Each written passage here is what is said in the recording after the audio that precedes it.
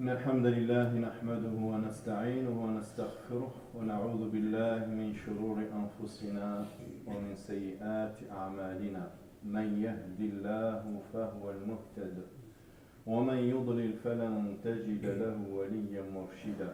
ونشهد أن لا إله إلا الله وحده لا شريك له، له الملك وله الحمد يحيي ويميت وهو حي لا يموت وهو على كل شيء قدير.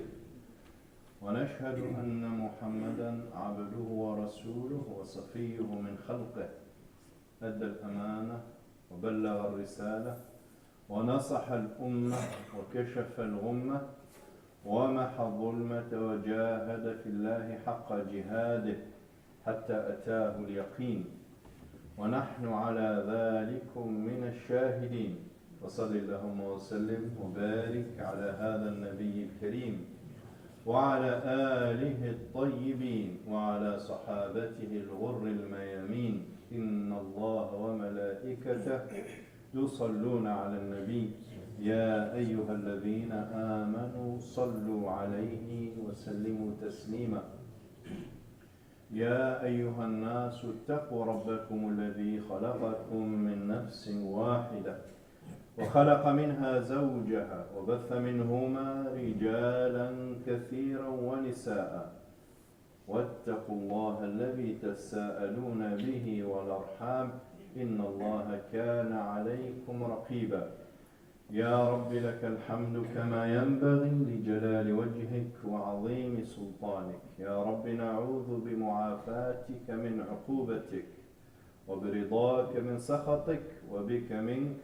سبحانك لا نحصي ثناء عليك أنت كما أثنيت على نفسك. أما بعد، أخواتي إخواني، بداية إذا قدرنا نتقدم si on peut avancer sans susciter de gêne, Inch'Allah, de manière à permettre aux autres de faire la prière avec nous. Barakallahu fikum, jazakumullahu khairan.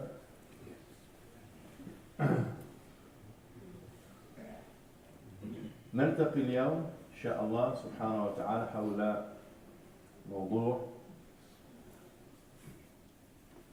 مهم، وهو الجمال في القرآن الكريم.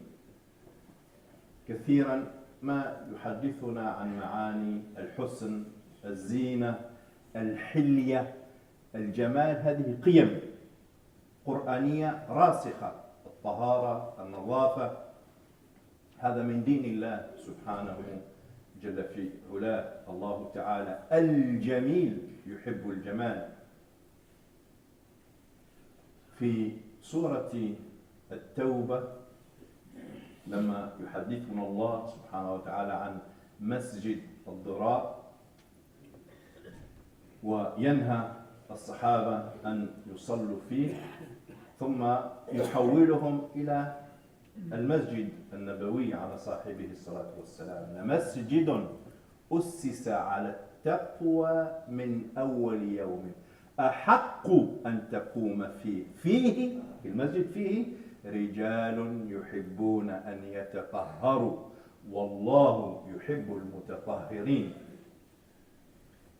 يا أيها المدثر قم فأنذر وربك فكبر وثيابك فطهر والرجز فاهجر ولا تمنن تستكثر ولربك فاصبر.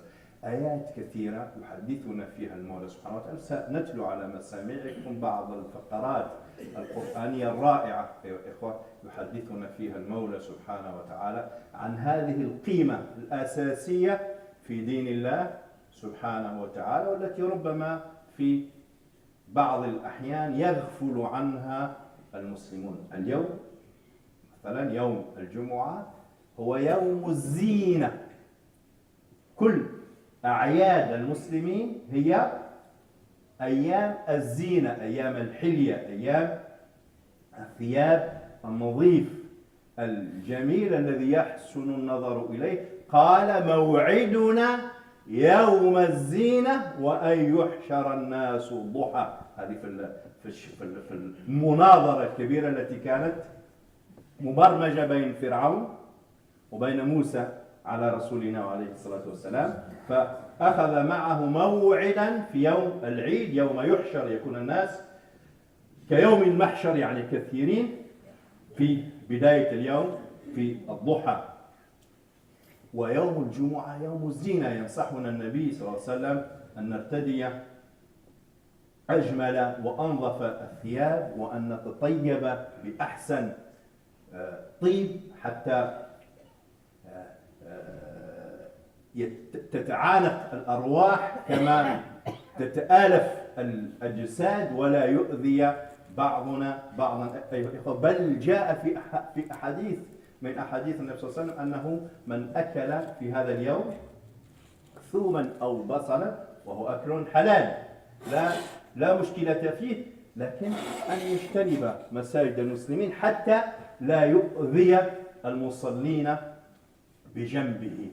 إذن مساجدنا أيها الإخوة، يا بني آدم خذوا زينتكم عند كل مسجد وكلوا واشربوا ولا تسرفوا إنه لا يحب المسرفين. قل من حرم زينة الله التي أخرج لعباده والطيبات من الرزق.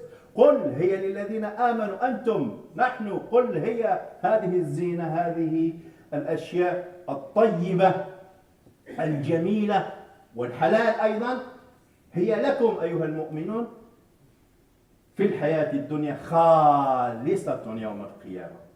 يعني في الدنيا قد يشترك فيها معكم غيركم من غير المؤمنين، لكنها يوم القيامة يوم نلقى الله هي خالصة للمؤمنين وحدهم، لا يشاركهم فيها أحد. والله تعالى في الكثير من الفقرات القرآنية أيها الإخوة يعرض على قلوبنا وأبصارنا وبصائرنا الكون، هذا الكون الرائع الجميل. فيخبرنا بأن السماء حفظا لنا، ولكنها أيضا مزينة. إن زينا السماء بزينة الكواكب وحفظها، هي تحفظنا وفي نفس الوقت فيها زينة. في بداية سورة النحل: أتى أمر الله فلا تستعجلوه سبحانه وتعالى، حتى يقول والإنسان يعني خلقه فإذا هو خصيم مبين والأنعام خلقها لكم فيها دفء ومنافع ومنها تأكلون. هذا الجانب النفعي، الأنعام خلقها لنا سبحانه وتعالى، خلقها لكم فيها دفء نتدفأ نستخرج منها لباسا، ومنافع كثيرة، ومنها تأكلون نأكل منها، ولكم فيها جمال حين تريحون وحين تسرحون، حين ترجعون مساء. هذا المنظر الرائع القرآني كيف يصوره لنا المولى سبحانه وتعالى عندما يرجع الراعي بغنمه مساء عند غروب الشمس. هذا المنظر الرائع الله سبحانه وتعالى يصفه بالجمال. وأيضا صباحا عندما يذهب عند بداية الشروق، في بداية تبديد الظلام بأشعة الشمس المنيرة المشعة، الله سبحانه وتعالى يدعونا إلى التأمل في هذا المنظر البهيج الرائع. ولكم فيها جمال حين تريحون وحين تسرحون، وتحمل أثقالكم إلى بلد لم تكونوا بالغيه إلا بشق الأنفس إن ربكم لرؤوف رحيم. والخيل والبغال والحمير لتركبوها، الجانب النفعي وزينة. إذن دائما الله سبحانه وتعالى عندما يعرض مخلوقاته أمامنا يقول لنا بأن فيها جزءا فيه نفع نستفيد منه، لكن فيها جانب آخر ليس للأكل وليس لللباس وليس للسكن، إنما هو للتأمل، جانب فني جانب لا نغذي به معداتنا وأمعاءنا، إنما نغذي به قلوبنا، الجانب الفني الجمالي عند الإنسان، لأن المسلم إنسان جميل، ومن يبدأ من الجمال الشكلي ليتحول به إلى جمال الروح، إلى جمال القلب. يا بني آدم قد أنزلنا عليكم لباسا، انظروا جيدا، يواري سوآتكم. أول وظيفة لللباس أن يستر العورة ويمنعنا من أشعة الشمس ويحمينا من لذعات البرد القارس. هذا أول وظيفة لللباس. الريش والجمال، جانب الحلية. ثم ينقلنا من الجانب النفعي إلى الجانب الجمالي إلى جانب جمال القلب. ولباس التقوى ذلك خير. يعني سبحان الله في القرآن الكريم، وهذا الأسلوب القرآني أيها الإخوة نجده كثيرا في فقرات القرآن الكريم. الله سبحانه وتعالى ينعش ويحفز هذا الجانب الجمالي في قلوبنا لينقلنا إلى الجانب الخلقي، جمال الخلق، جمال الروح، جمال القلب. عندما ينظر المؤمن إلى المرآة فيرى وجهه ويرى كيف خلقه الله تعالى، فأحسن خلقه الكل. يا رب كما حسنت خلقي فحسن خلقي، فحسن خلقي. ينتقل من الجمال الشكلي اللي هو مهم، هو آية من آيات المولى سبحانه وتعالى، إلى الجمال الروحي، إلى الجمال القلبي. وأنا مسافر، عندما جئت من مارسيليا كنت أدعو دعاء السفر ولم أنتبه من قبل إلى لما نحفظ أدعية كثير من الأحيان نكررها بدون تأمل. وأنا أحضر في نفسي موضوع الخطبة وأنا أقود السيارة، سبحان الله مررت على جزئية من الدعاء كم كنت أذكرها دائما ولا ألتفت إليها. اللهم بك أصول وبك أجول وبك أسير، اللهم إني أسألك في سفري هذا البر والتقوى ومن العمل ما ترضى، اللهم هون علينا سفرنا هذا واطوي عنا بعده، اللهم أنت الصاحب في السفر والخليفة في الأهل، اللهم إنا نعوذ بك من وعثاء السفر وكآبة المنظر. la laideur des paysages، كآبة المنظر، حزن المنظر، الجانب الجمالي. أنت تدعو الله سبحانه وتعالى أشياء كثيرة، ومنها أيضا أن لا تقع عينك على شيء يسوءك، على شيء قبيح. أيها الإخوة نسأل الله سبحانه وتعالى أن يحسن أخلاقنا وأن يزين قلوبنا بالإيمان كما حسن وجمل خلقتنا، إنه تعالى سميع مجيب وبالإجابة جدير. اللهم أعنا على ذكرك وشكرك. الحمد لله وكفى، وصل اللهم وسلم وبارك على سيدنا محمد المصطفى. Chers frères, chères sœurs, j'étais en train d'expliquer cette dimension esthétique dans le Coran et dans l'islam en général, cette valeur de la beauté qui est inhérente, qui est collée à notre éthique, à notre vérité. La vérité dans sa splendeur est belle. Le Coran, à maintes reprises, il nous invite à méditer, à contempler la splendeur, la beauté des paysages. Mais en même temps, il nous met en garde contre cette beauté séductrice qui nous éloigne d'Allah subhanahu wa ta'ala, qui risque d'être au lieu et place d'Allah subhanahu wa ta'ala. N'est beauté que celle qui nous conforte dans la foi, dans la vérité. Le vrai, le bien, le beau, le juste, la vertu, ce sont des valeurs fondamentales en islam et qui se rejoignent toutes et qui convergent toutes. On ne peut pas en islam concevoir une beauté loin de la vérité et de la bonté, de la justice et de la vertu. Et Allah subhanahu wa ta'ala, à longueur du Coran, Allah l'infiniment beau, un compagnon du prophète, une fois, était venu soumettre au prophète sa crainte de ne pas être admis dans le paysage, dans le voisinage paradisiaque d'Allah subhanahu wa ta'ala, parce qu'il aimait trop soigner ses apparences. Il ne sortait pas de chez lui avant de mettre les plus beaux habits, les meilleures chaussures, le meilleur pantalon, et il frôlait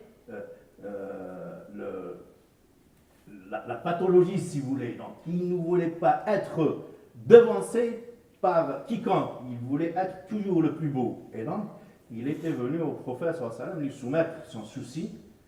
Et est-ce que ce soin exagéré porté à son apparence risque de lui être préjudiciable auprès d'Allah subhanahu wa ta'ala, et le prophète de le conforter, de lui dire, t'inquiète pas, Allah est l'infiniment beau, Allah, et il aime la beauté.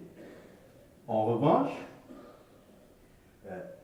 parce que lui, il pensait que la beauté et ce soin porté à l'apparence était de l'ordre de la fierté, de l'arrogance et de l'orgueil. Le prophète sallam de le soulager en lui donnant la vraie définition de l'orgueil. Al-kibr, l'orgueil, l'arrogance, la fausse fierté, la fierté déplacée.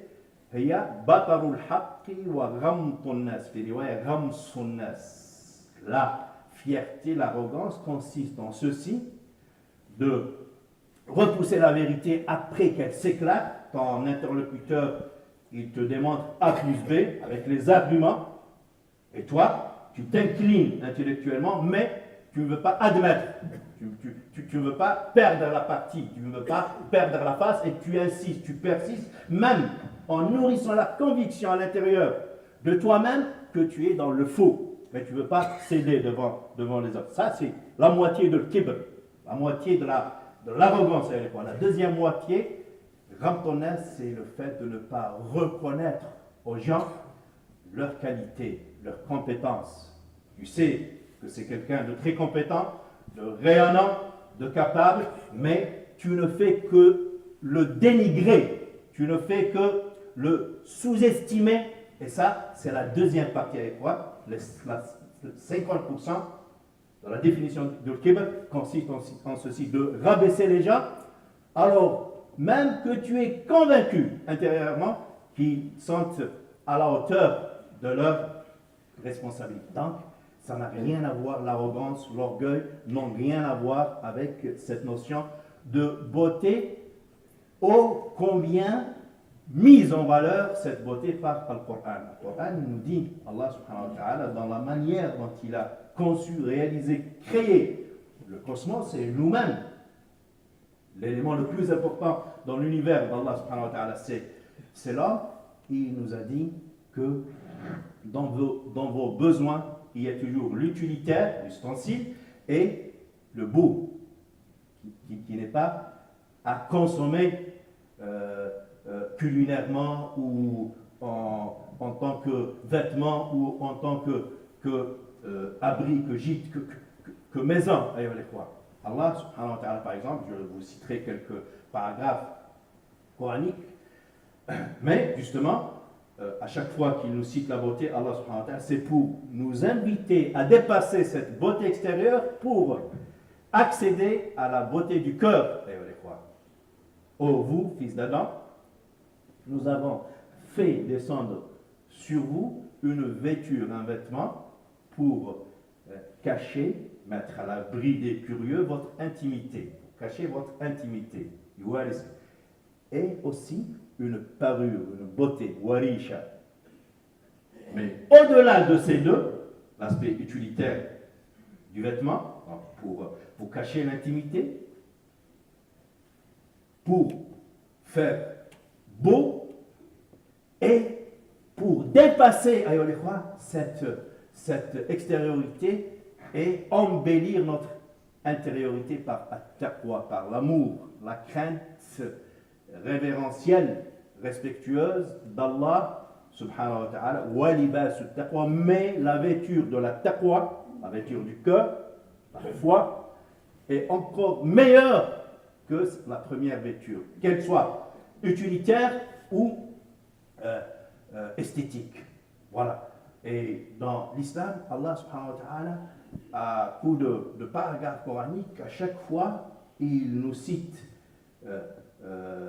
lorsqu'il nous expose ces créatures, les aspects l'aspect utilité et l'aspect beauté, tel que ce verset du début de la sourate les abeilles, An-Nahl, et nous avons créé l'homme, et voilà qu'il est dans la polémique et un vrai contradicteur, Khasimun Mubin, il est dans sa polémique contre Dieu, il est d'une éloquence incommensurable.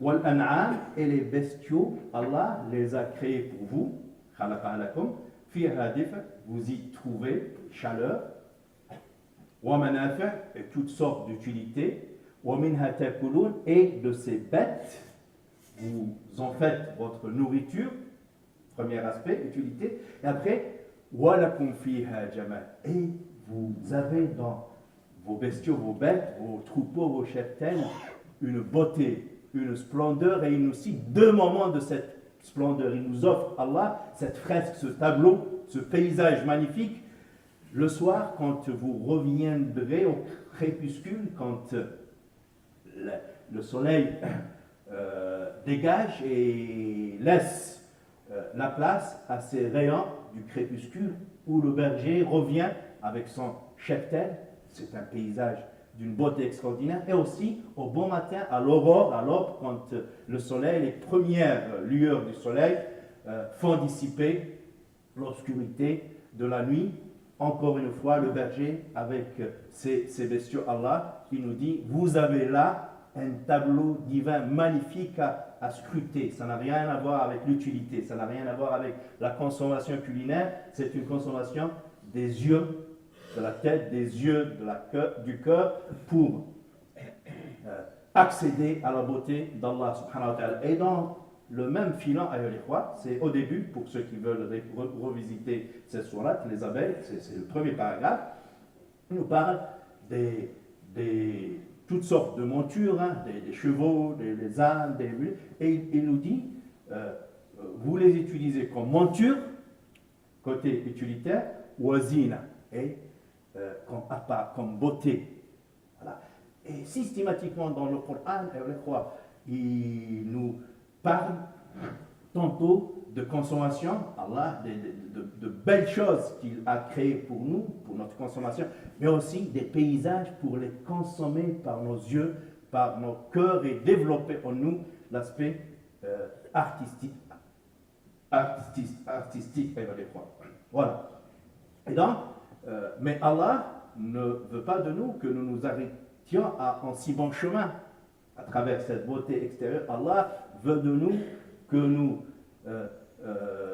la percions pour toucher la beauté du cœur, la beauté d'Allah subhanahu wa ta'ala, donc le bien, le vrai, le juste, la vertu, si bien que le prophète alayhi salam nous dit dans ses prières, dans la vie du prophète, à chaque moment de la journée, le prophète faisait des doigts quand il sortait de la maison, quand il mangeait, quand il terminait ses repas, quand il s'apprêtait à dormir, quand il se réveillait, quand il est malade, quand il se rétablit. Tous les moments de la vie du prophète, il y a un art de remercier Allah subhanahu wa ta'ala, de lui offrir ces prières qui correspondent en chaque moment de la journée du prophète alayhi salatu wassalam. Jusqu'à ce que lorsque le croyant se voit dans le miroir et il s'aperçoit de cette symétrie, de cette proportionnalité, cette beauté créée par Allah, et toutes les saisons sont belles, il n'y a pas un âge qui soit plus beau qu'un autre.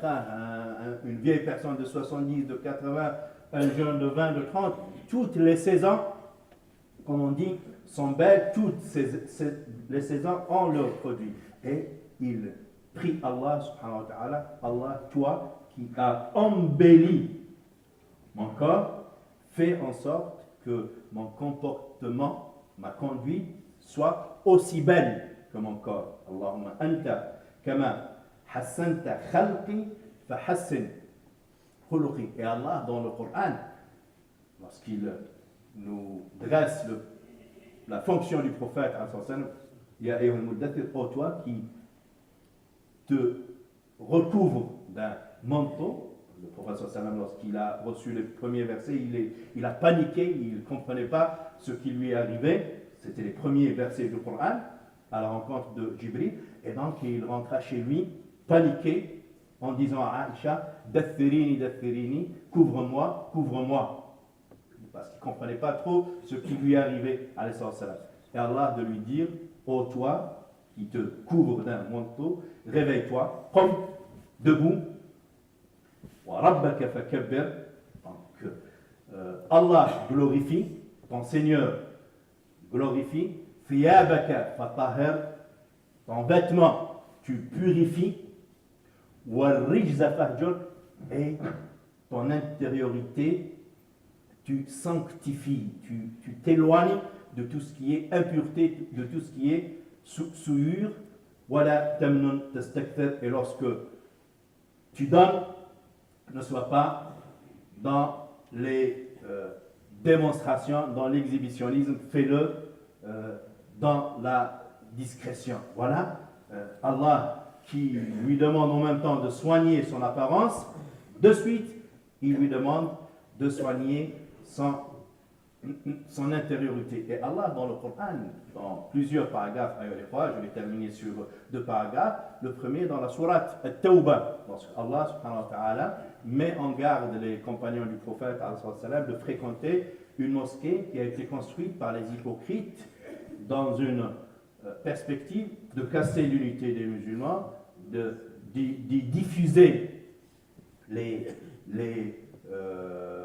rumeurs tendancieuses contre le prophète et la révélation coranique. Allah leur dit, détournez-vous de ce masjid ad-Dirar, de ce lieu satanique, et allez vous recueillir dans la première mosquée construite par le prophète. Dans cette mosquée, il y a des gens qui se purifient, aussi bien le vêtement, leur corps et leur intériorité. Fihi rijalun yuhibbuna an yatatahharu. Et Allah aime ceux qui se purifient. Dans la sourate An-Nur, la lumière, le dernier paragraphe, Allah il parle de lui-même et il se qualifie de lumière. Allahu nuru samawati wal ard. Allah, c'est la lumière des cieux et de la terre. Et après un long paragraphe, il nous dit que cette lumière, elle est dans ses messagers et dans toute maison dans laquelle on élève le nom d'Allah subhanahu wa ta'ala. Fi buyutin, ce nur, cette lumière qui est Allah subhanahu wa ta'ala, elle est dans les maisons d'Allah, les maisons dédiées exclusivement à Allah telles que les mosquées, mais toute maison dans laquelle on élève le nom d'Allah, c'est une maison d'Allah subhanahu wa ta'ala. Et est-ce que ce nur, cette lumière d'Allah, elle est où dans la mosquée, ou chez toi, elle est où? Elle est dans les lampadaires, dans les veilleuses? Pas du tout. C'est pas de cette lumière que Allah parle. Il parle de ce nur, de cette lumière qui est dans ton cœur. Toi, tu es porteur de cette lumière d'Allah subhanahu wa ta'ala. Parce que toi, tu as accepté que Allah, tu t'es ouvert à Allah pour qu'il embellisse ton cœur par la beauté de la foi. Habbabna ilayhim al-iman, habbaba ilayhim al-iman, wa zayyanahu fi qulubihim, wa karraha ilayhim al-kufra wal-fusuq wal-'isyan. C'est Allah qui a rendu aimable à leur cœur la foi, et il a embelli la foi. Il a rendu la foi douce dans leur cœur et en même temps il a embelli leur cœur par cette foi, il a rendu moche, laide, exécrable à leur cœur toute turpitude, mécréance, injustice et corruption. نسأل الله سبحانه وتعالى التوفيق والسداد. نسأله تعالى أن يحسن أخلاقنا وأن يجمل أفعالنا كما حسن خلقتنا سبحانه وتعالى. نسأله تعالى أن يجعلنا ممن يستمعون القول فيتبعون أجمله وأحسنه. نسأله تعالى أن يعلمنا ما ينفعنا وأن ينفعنا بما علمنا وأن يزيدنا علما. اللهم إنا نعوذ بك من العجز ومن الكسل ومن الجبن ومن البخل ومن غلبة الدين وقهر الرجال. نعوذ بك اللهم من العجز ومن الكسل ومن الجبن ومن البخل ومن غلبة الدين وقهر الرجال. نعوذ بك اللهم من الجهل ومن الوهم ومن الفند ومن أن نرد إلى أرض العمر. نسألك اللهم موجبات رحمتك وعزائم مغفرتك والغنيمة من كل بر والسلامة من كل إثم. نسألك اللهم في هذا اليوم الكريم يوم الجمعة يوم الزينة أن لا تدع لنا ذنبا إلا غفرته ولا ميتا إلا رحمته ولا مريضا إلا شفيته ولا سجينا مظلوما إلا أطلقت سراحه ولا مدينا إلا سددت عنه دينه ولا غائبا إلا رددته ولا ضالا إلا هديته ولا حاجة هي لك رضا ولنا فيها صلاح وفلاح ونجاح إلا قضيتها ويسرتها ورضيتها برحمتك يا أرحم الراحمين. ربنا هب لنا من أزواجنا وذرياتنا قرة أعين واجعلنا اللهم للمتقين إماما. ربنا حبب إلينا الإيمان وزينه في قلوبنا وكرر إلينا الكفر والفسوق والعصيان واجعلنا اللهم من الراشدين فضلا منك اللهم ونعمة. رب اجعلني مقيم الصلاة ومن ذريتي ربنا وتقبل دعاء. ربنا اغفر لي ولوالدي وللمؤمنين يوم يقوم الحساب. ربنا إننا عبادك أبناء عبادك أبناء إمائك نواصينا بيدك ماض فينا حكمك عدل فينا قضاؤك. نسألك اللهم بكل اسم هو لك سميت به نفسك أو أنزلته في كتابك أو علمته أحدا من خلقك أو استأثرت به في علم الغيب عندك أن تجعل القرآن الكريم العظيم ربيع قلوبنا ونور أبصارنا وبصائرنا وجلاء أحزاننا وذهاب همومنا وغمومنا برحمتك يا أرحم الراحمين. إن الله يأمر بالعدل والإحسان وإيتاء ذي القربى وينهى عن الفحشاء والمنكر والبغي يعظكم لعلكم تذكرون. فاذكروا الله يذكركم واشكروه يزدكم واستغفروه يغفر لكم ويا فوز المستغفرين. وأقم الصلاة.